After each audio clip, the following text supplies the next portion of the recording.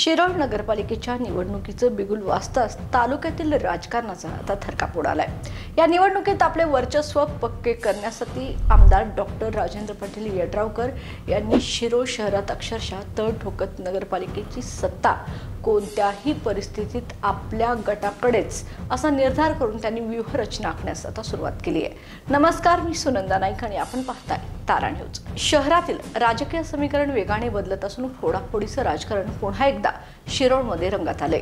दत्त कारखान्याचे वरिष्ठ संचालक गणपतराव पाटील यांचे निकटवर्ती आणि यड्रावकरांचे विश्वासू विश्वास काळे यांच्या पत्नी श्वेता काळे यांना थेट नगराध्यक्ष पदासाठीची उमेदवारी देत यड्रावकरांनी मोठा पॉलिटिकल मूव्ह केलाय।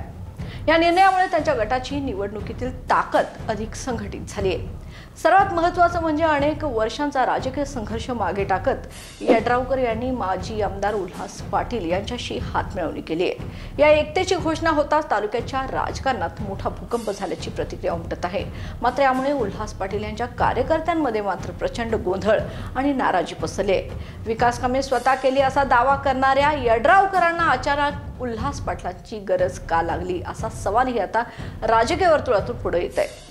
शिरोळ नगरपालिकेतील गेल्या काही वर्षात भ्रष्टाचार, लाचलुचपत, पाणीपुरवठ्याची निकृष्ट व्यवस्था आणि कचरा व्यवस्थापनातील बेफिकिरी या कारणावरून नागरिकांत प्रचंड संताप आहे।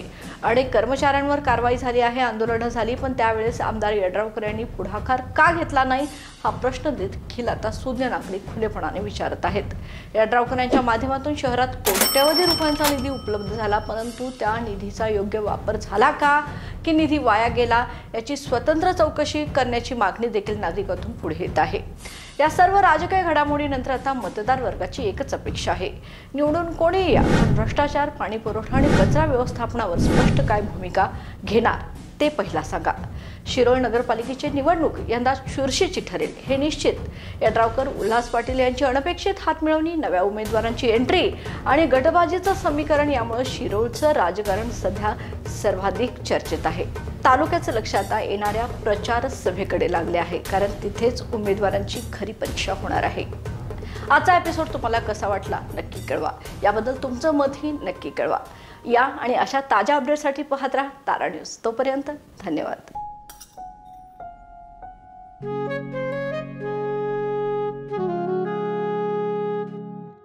बाबा, आज येताना बासुंदी घेऊन या ना। अगं, कालच आपण आईचा वाढदिवस होता म्हणून आणली होती ना।